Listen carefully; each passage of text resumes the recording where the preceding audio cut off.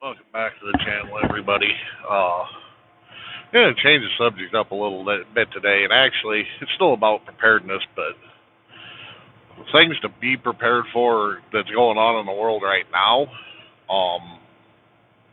Kind of gonna be the subject today. I mean, if you look at the world events currently, and I don't know how many people follow them. A lot of times, I turn the news off, but I usually try to watch it at least once a week, catch a quick rundown of what happened during the week.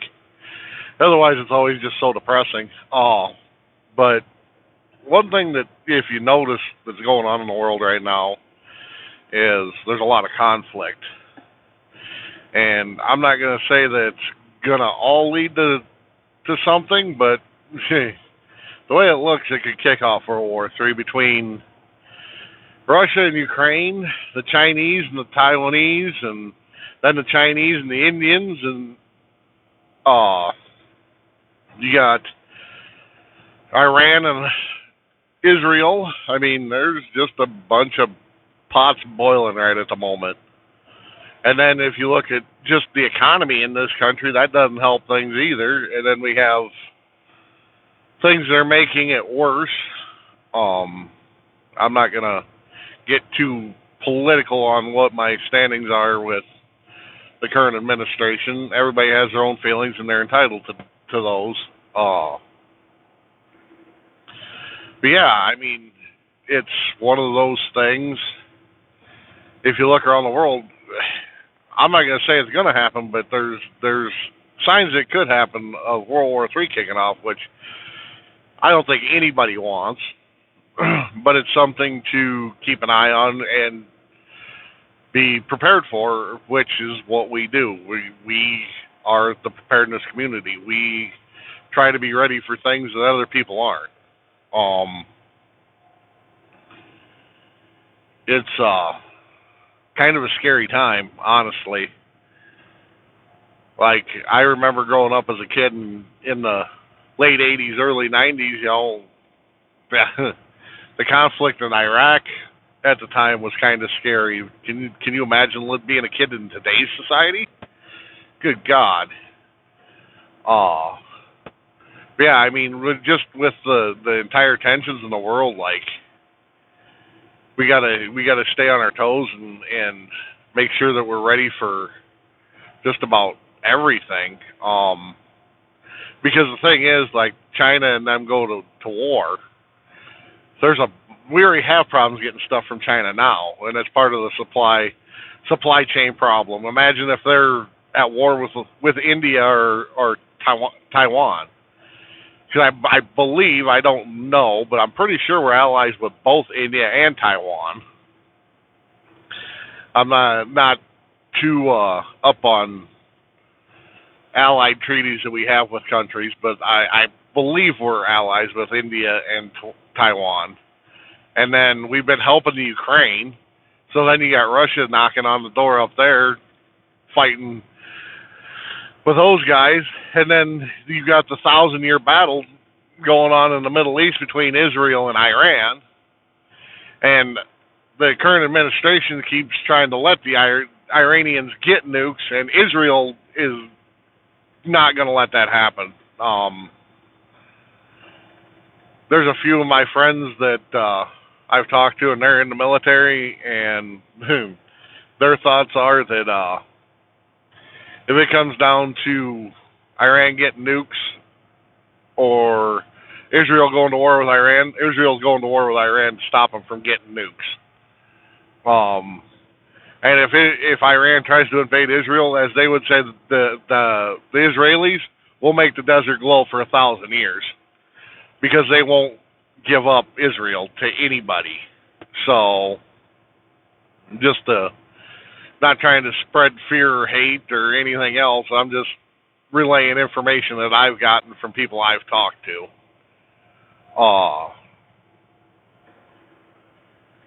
But it's just, everything's starting to bubble in the pot all at once. And, with that going on, and then the current economy, you're getting into inflation, and honestly, the thing I've been worried about with the economy is hyperinflation. Like, we're starting to see the trickles of inflation, and it's like we keep borrowing from Peter to pay Paul. At what point in time is that going to come back and bite us in the butt? We can't keep paying for social programs by printing money. At some point in time, the piper's going to come calling for what's due to him. So, keep that in mind, and especially the other day I was shopping, and what used to be a cart full now is 3-4 bags if you're lucky.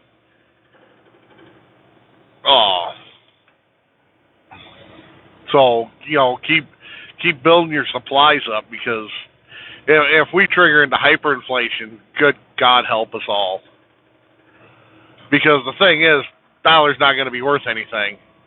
And in the business I am already, being a truck driver, I can tell you right now, like with the whole vaccine mandate and everything there, they did a survey. This is from what I know that I read in a trucking report. They asked truck drivers if they were to get the vaccine or get out of the business. They basically said they'd get out of the business. Which, you got people that don't want to do this job now. And actually, I've been looking to get out of this business because it's just, there's no happiness to it. This job used to be fun, and the government's overregulated this job to the point where it's just another job, and to be gone from your family 3-4 weeks at a time like most companies do, which I don't have to do, thankfully, but a lot of people do. No one wants to do this job. No one wants to be gone from their family to take home an $1,100 paycheck every week. So, like, you start talking hyperinflation and people being told that you get the jab or it's your job, I can tell you right now, in the trucking industry, they're going to have more shortages than what they already do if they continue this line of thinking. But, it's just, everything right now is coming to a head, it seems like, at once. So stay on your toes. Pick up deals where you can. The other day I was in Dollar Tree, and a lot of people were like, "Oh, you shop at Dollar?" Yeah, I shop at Dollar Tree, because there's one thing that I really buy a lot at Dollar Tree, and that's like my aspirin or acetaminophen, Tylenol, ibuprofen, bar soap, stuff like that. I get a lot of that stuff for storing at Dollar Tree, because you can get like rolls of gauze and big gauze pads and that stuff like that for $1 a box. And I'm not saying it's going to be as good as some of the medical kits you can buy online, but you can have a nice supply of general medical supplies for a fairly reasonable price. Especially like peroxide and rubbing alcohol, buck a bottle. So, but no, keep that in mind when you're out shopping. And I would honestly do a little more prepping now before things get a little worse than what they already are. Just because if the inflation keeps going the way it is, God only knows where we're going to wind up. And with the way California's running the ports out there in San Diego and LA, in that area, they've got those guys so restricted out there on the West Coast with and this is where truck driving comes back into it, with the regulations that California has put in place for trucking, that they can't get the stuff off the coast. Because you have to have certain equipment of certain year, make, and model that meets certain standards to even get into the port in California. And then to get that, just gives the equipment part of it. Then for the driver to get onto the port, you got to go through a federal background check, which is fine. So then you got to have a TWIC card, and it's just, there's a lot of drivers that don't want the headache. So that doesn't help either. Um, but yeah, just keep an eye on what the world's doing around you. Don't ever think that it's everything's good to go, because you never know when the hammer could drop. Like I said, I'm not trying to preach doom and gloom. I'm just trying to be a realist in the situation. Just look for the signs. They're there. You just gotta know what you're looking at. So with that being said, I'm gonna cut this video off here. I've seen that last I seen I was up to 15 subscribers. I want to thank everybody. It's greatly appreciated, all the support I've been getting. I hope I get some more support. And there's been people that have asked questions and left comments. Please continue, feel free to do so. Please like, subscribe, and have a great day.